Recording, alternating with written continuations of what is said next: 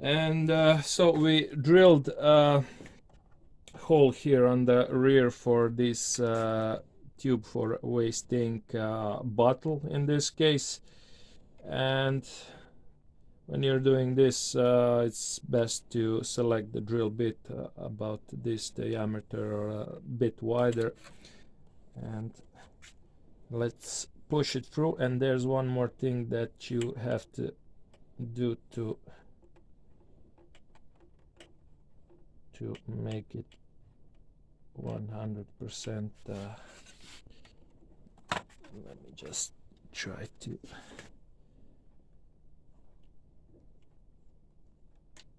pull this pipe through.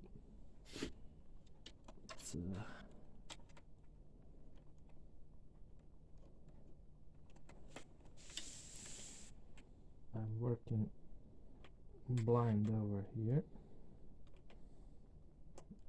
but okay. So yeah, this is where it stands. And when you're adding this side piece, you have to make a cut over here about 1 centimeter wide and 3 centimeters long, which is around 1 inch, little more than 1 inch if you don't have metric system at your place. So when you have to put it back to see if you made the cut at the right position.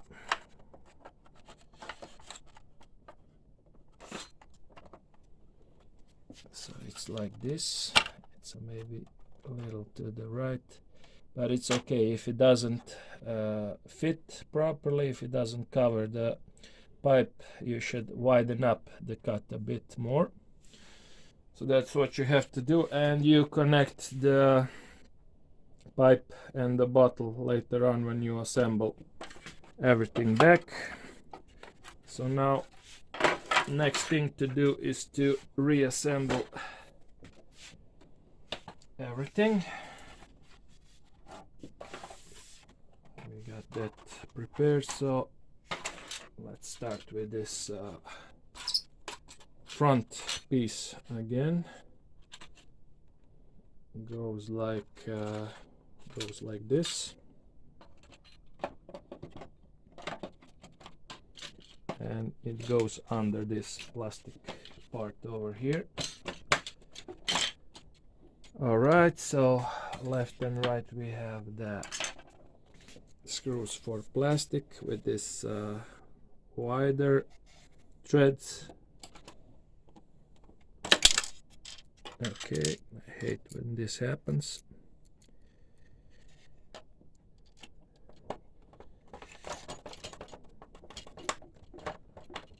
Right, that's one on the right side.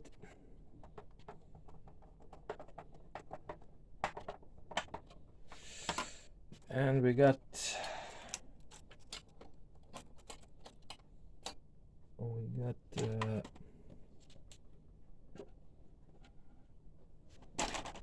two over here, and this is a smaller thread screw.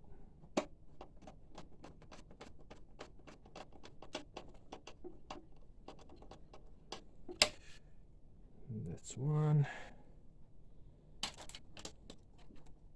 and this is out of line a bit, out of alignment, but we got that fixed right away.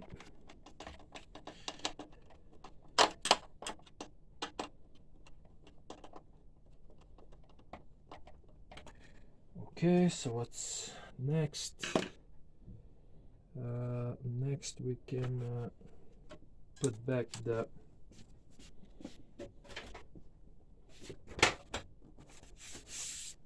cover, and we have to pull through the cable for the keyboard over here. Then also it's like this.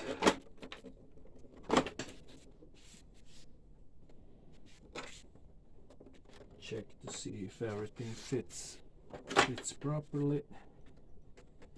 We're good on this side and good on this side. Couple of screws over here.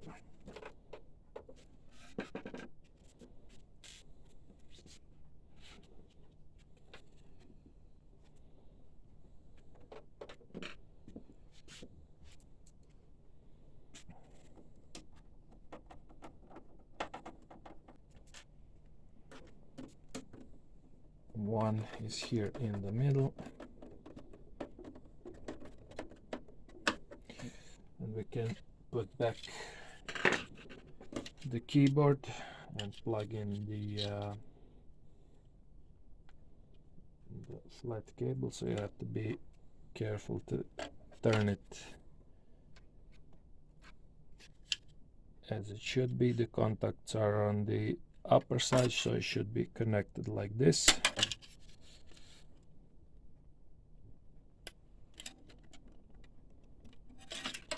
That's good. All right. So just place it back and try not to tear off any hooks over here. So that's good. And we have a couple of more screws here on the side.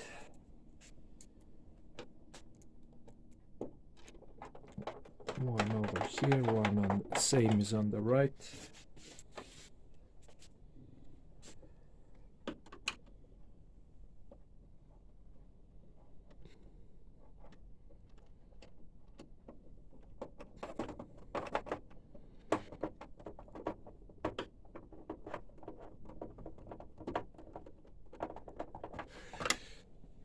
Okay, and we got two more on the back. So they're over here. Same on the right.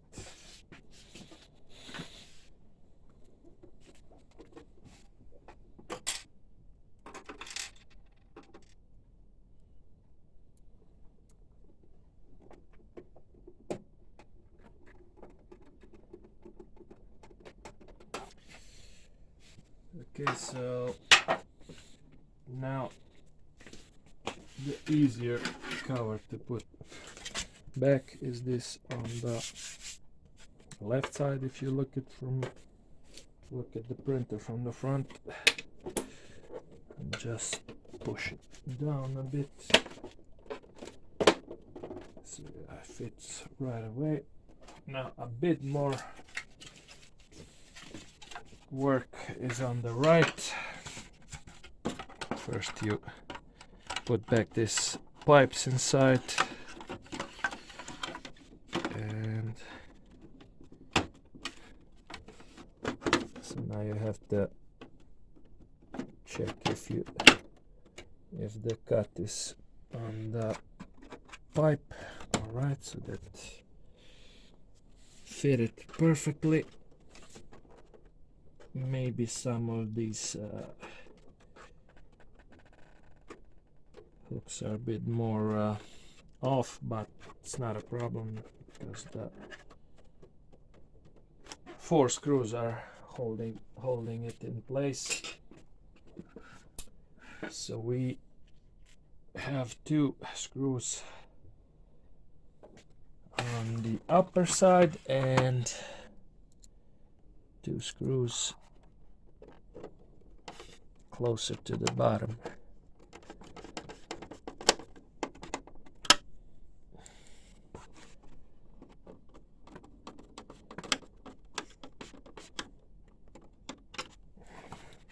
One, two, and we have these 2 covers over here, and those are placed like this, so this is the first one that goes in. Maybe it would be easier if I turn the printer around, because it could be easier to see what I'm doing. Right.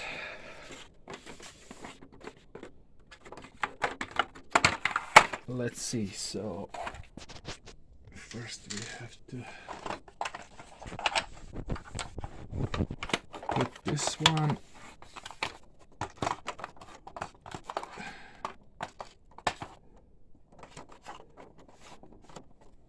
All right, like this.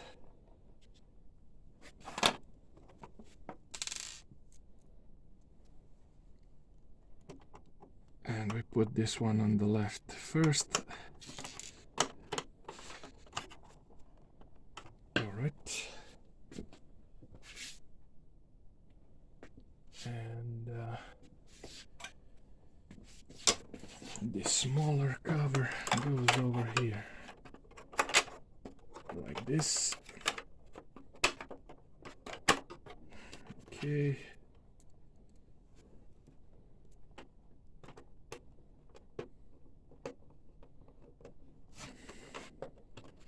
And we got that done.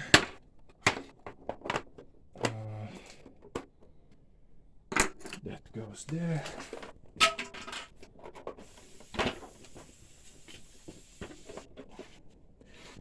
So what else? We have to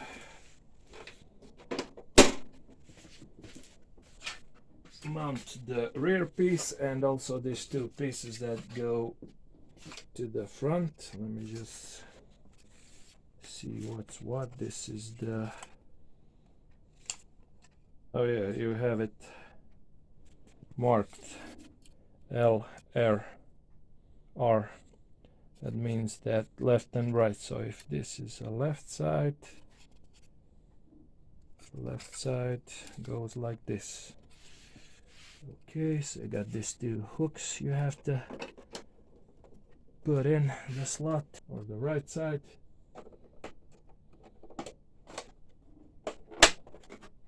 Pretty straightforward. Right, so all that's left is the rear piece and the black screws go on the outside to match the casing. Okay, so let me just see if we did all the things properly.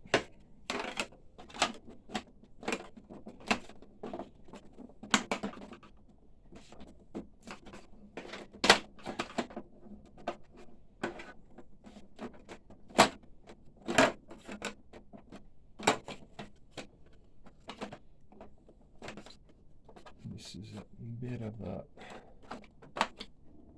tricky part because it has these two hooks over here, so it's kinda not that easy to put in because you have a couple of things you have to fit same time. So now you see these hooks are holding it back for jumping into place, so I'm gonna just have to improvise a bit if I can, like this. You have to pull this push this upper part a bit. All right, so that's good. And we have these two black screws go to the rear like this.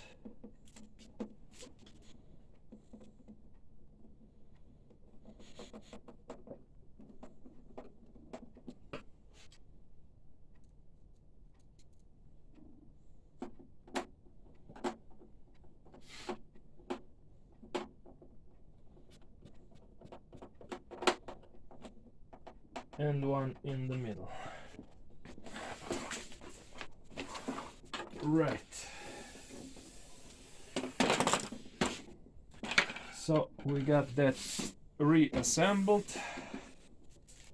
and next thing we have to do is to hook up the waste ink bottle and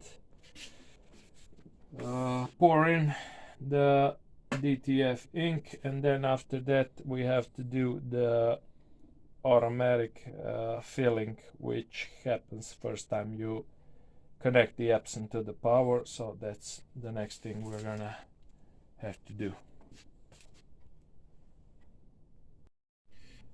And now there's a couple of more things we have to do after the reassembly.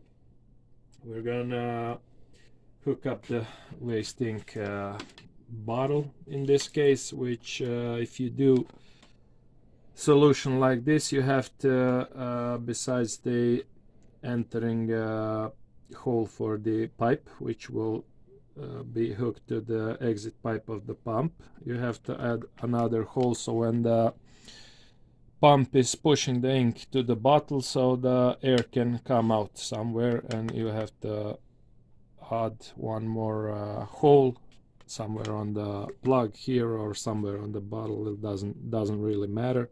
You can even drill a hole for the pipe over here somewhere if that's more suitable for you. So if you have in some cases people are having some horizontal tanks, so you can place it somewhere behind the printer on the table. In this case we will just put the bottle somewhere just beneath the level of the printer, so the ink could be flowing more easily to the bottle, and we will have then less ink remaining in the drum after the head clean. So now the first time we will be turning on the printer, the ink light will light up, and then this model has its own automatic filling of the dampers. So that's what we're gonna do. What you need to check is what's the state of this switch for you have two positions. One is for transport, so you can close up the pipes over here on the outside tanks, and so that has to be open if you are not doing any transport on, or if you've bought a new printer, you should probably check if the switch is in the transport position, which is down, and up is printing position. So check that and turn that up. Here's where you fill the ink. You fill it like this in horizontal state, fill up each ink on its place, and of course the middle two tanks are light magenta and light cyan. You will place the white ink over here. And how does the printer know where the white ink is, on what channel? You will set the ink channel inside the RIP software in the middle. White must always be in all cases in the middle, so you're gonna set that in your RIP software. So we got that done over here. Turning it on, we're expecting this light to light up.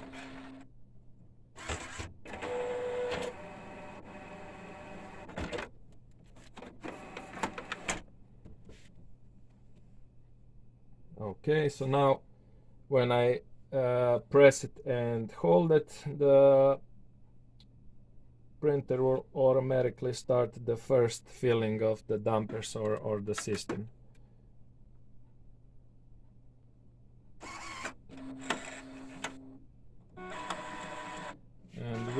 probably see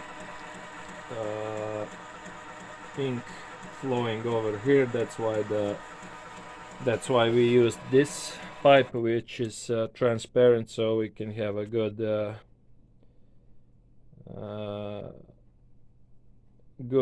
feedback to what's going on. If there's any flow over here, is it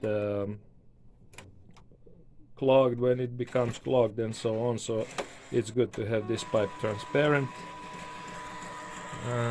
So yeah, already some ink has dropped on the capping station, but it does take some time to fill up. And while the printer is filling up, one more thing we have to show you, which is absolutely necessary for DTF printing, is this sliding table. It's used for holding the printed film straight, because if we don't have this sliding table over here, then the film would, when it exits the printer, it would be hanging down this part, and so it makes a hump over here, which is then touched by the head in the print, so it smudges the image. So, and there's no use of that print, so we have to keep the film straight when it exits the printer. And what is interesting with this type of solution is we are using the 5mm thick how do you say, plexiglass. When making this such table, is you have to have two I don't know, stands or legs, however you want to call it. One is a longer, wider, another is you can see the difference. And why is that? Because on the bottom side over here you can put longer screws, which then you can adjust the height of the table of this part that is going inside the printer. And how does that has to be adjusted? It has to be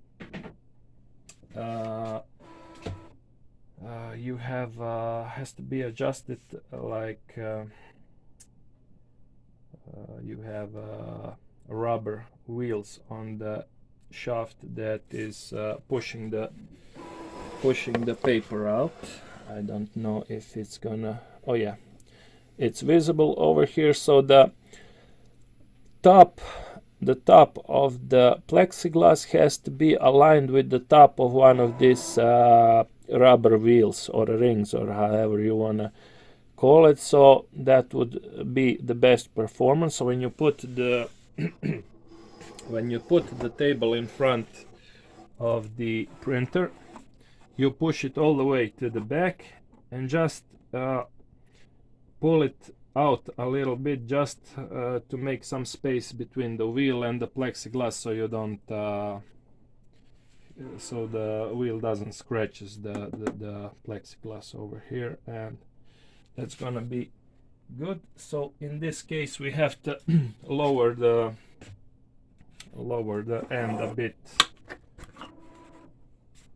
so we can align the wheels and the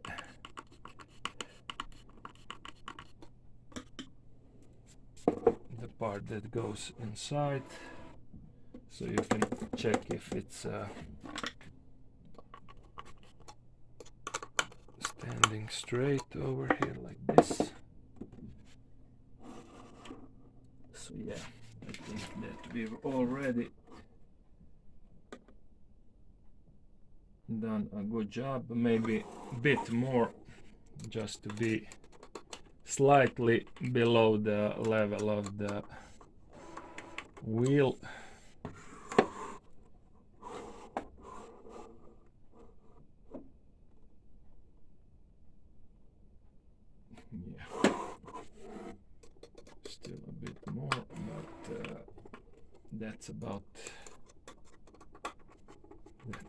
it.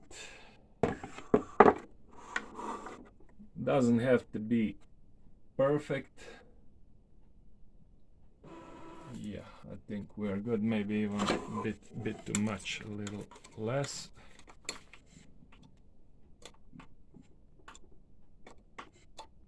Doesn't have to be perfect, but somewhere around the height of the wheels.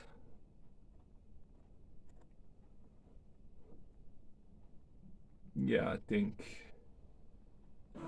we're good. Maybe this left side a bit more, just a bit.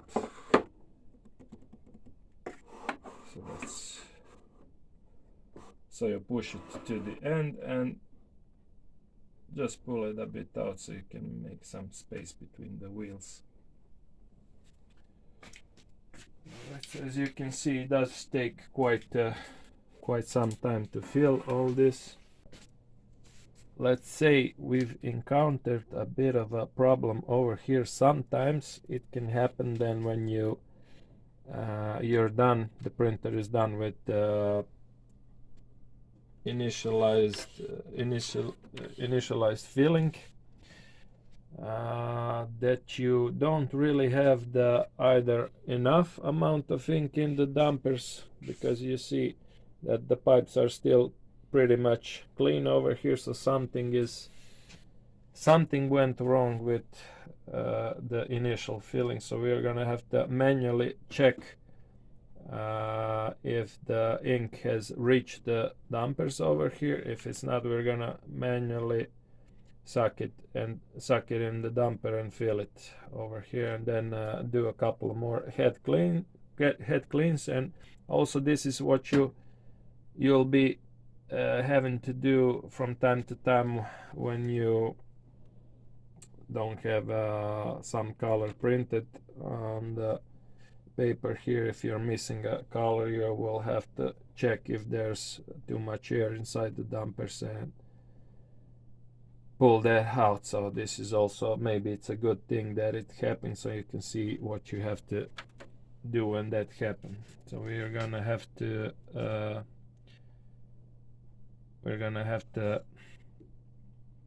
we will turn the printer off, so when the head starts moving we will disconnect the power cable so we can move the head left and right, and we have to get it in this position in order to take off this cover for the damper. So we're gonna see what's the current state of the dampers.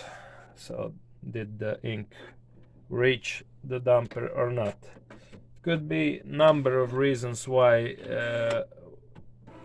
the dampers are still not filled, but let's just go ahead and try to do the filling manually.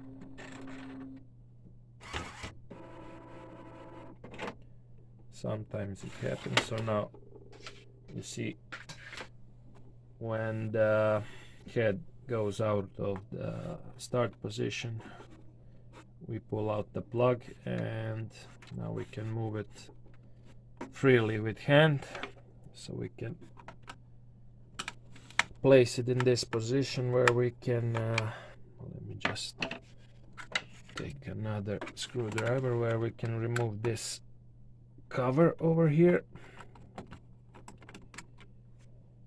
And we have to be careful not to lose this screw inside, because we don't want to be disassembling the whole printer again like this. Alright, so we have to also remove this plastic so we can get to the damper on release the hook over here from the front side like this. All right, so yeah, you can see that for some reason the damper is still empty. Let me just get the syringe and we're gonna try to pull the ink, fill the ink in the damper manually.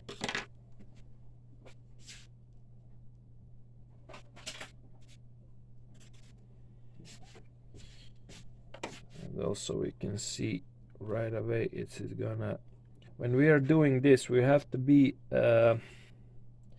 extra careful not to damage the seal over here, which goes to the torn of the head, so we won't be pushing too hard the syringe inside. We just want to open the pump. You can see here when the spring, or it's like a small pump but it has a spring inside, we just want to push the spring a bit and pull the syringe so we can make some pressure over here. There. So this is a good sign, because basically the ink was almost reached the damper over here, but it's maybe even better to do it this way, because then you can see if there's any air inside the printer, so you can de-air it completely 100% without any pockets here. So you have to hold it like this so the air goes up like this.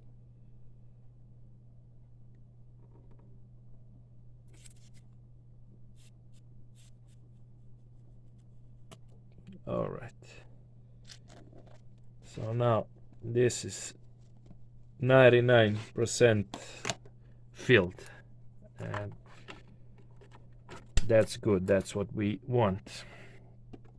Let's go and do the same with all the others. Maybe yeah, maybe we should this is the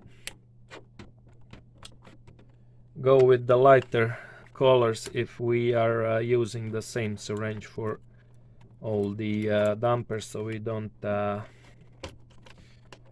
mix up something with the lighter black with the lighter inks, because we don't want to mix anything else. So it's best to start with yellow, then magenta, then cyan, and the rest. All right, so this is 100% fill damper, and this is how all the dampers should look most of the time.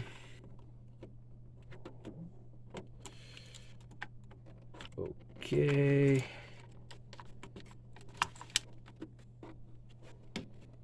So now maybe the whites is what we've also should have done maybe in the first place, but it's okay.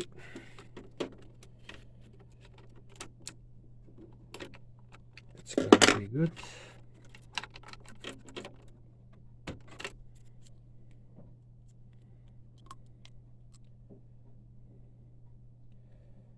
So the ink did travel through the pipes over here, but didn't quite reach the dampers, because maybe, you know, we are in the middle of the winter, so maybe the temperature of the inks are a bit more below the room temperature, and that's gonna make the ink flow a little slower. So maybe that could be a problem, or something else, but probably it's like that because it's a completely new printer, so shouldn't be any other problems. And the ink did reach, I don't know, almost filled up almost the whole pipe, but didn't quite reach the damper. And that's what that's why we're using manual filling. All right, so now cyan and carbon or black still remain there. We're gonna do a couple of head cleans, because we also need to fill the head channels with the ink, and now we got the ink right above the channel. We're gonna have to do a couple of head cleans over here. Okay, what else? Black.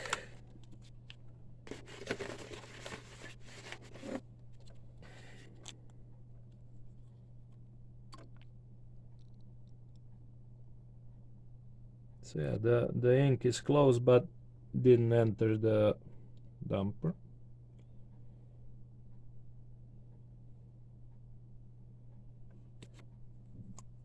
All right, so we're gonna put all this back together. If you pulled out the pipes from the slots over here, place them back, because if you don't do that properly, maybe the pipes won't be unfolding the way we want.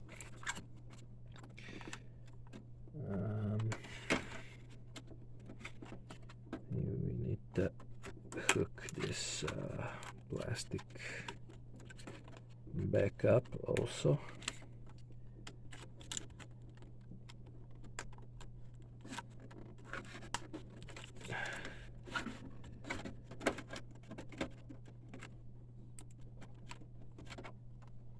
All right, let's see if it's unfolding properly. It is. Okay, and we have to put back this cover.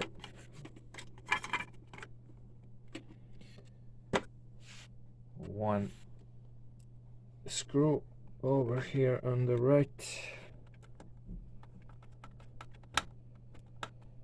All right, so we got that right. So now wherever you leave the head over here, the printer will first return it back to the capping station, and if it doesn't start automatic head clean, oh yeah, you have to plug in the power cable also. Won't work without electricity. If it doesn't start head clean by itself, we're gonna initialize a few.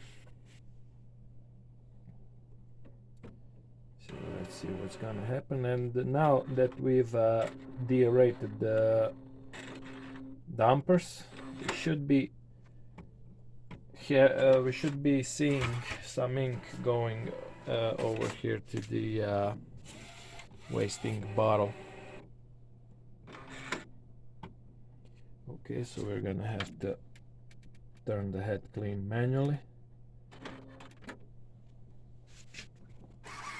Let's see if something's gonna go out of the pump.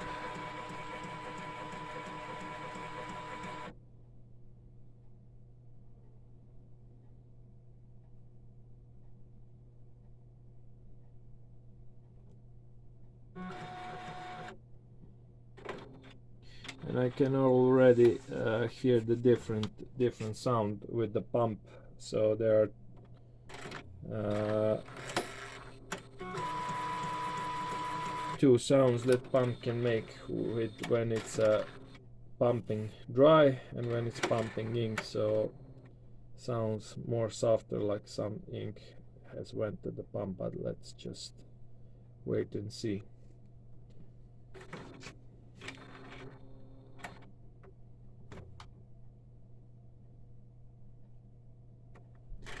Because we need to fill the head also.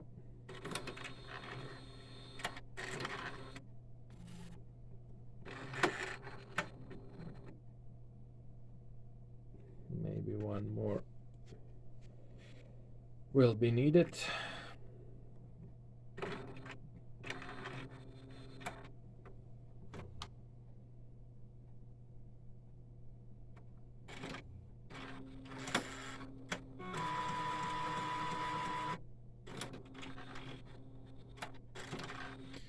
I can see some ink on the wiper also.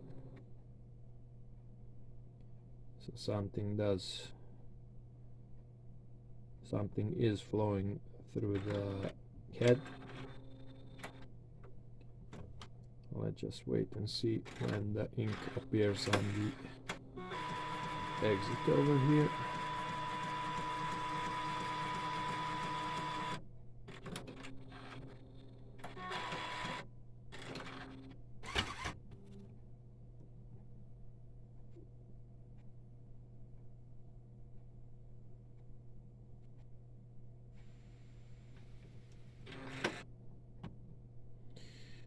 Okay, so we're gonna do one more head clean, but with this model, when you do one head clean, you have to actually wait 2 minutes for next head clean that you can start it. So we're gonna do that a bit later. So yeah, after a couple of head cleans, the ink reached the head, run through the head, and start filling the pump. So now we're gonna have a little more pressure than we had in the beginning, and this is what we want to fill the whole system up. So now everything's gonna work, and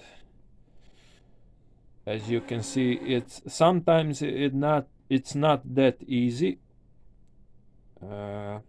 You have to have more tries maybe than you think, but it's still doable. So now all that's left to do is to test print something, and that's what we're gonna do next. And so yes, we got all the colors printing now, and also you can see that the white ink is printing over the CMYK. So that part is all good. Magenta, black, cyan, yellow, all of them are here. White also, and depending on how well are the stuff aligned over here on the print roll, paper roll, you might want to add like, I don't know, 10 A4 papers horizontally like this over here behind the film that you are printing. That's because it would be much easier for a printer to catch the film and start printing, because sometimes when you did a lot of prints, sometimes this paper roll is having problems with feeding in the film. So that's one potential solution that you can do, and I think it's the easiest one. So you're just gonna have to put 10 A4 papers here behind the film, put the film in front behind this white I don't know if you can see it, catchers for the film, and you'll be good. So if you see that kind of problem that you cannot feed in the film, you do that and you'll be okay. Alright, so let's see just a bit more on the front if it's gonna... Yeah, it's... You probably can see it, but it's already on the table and it's sliding good over here.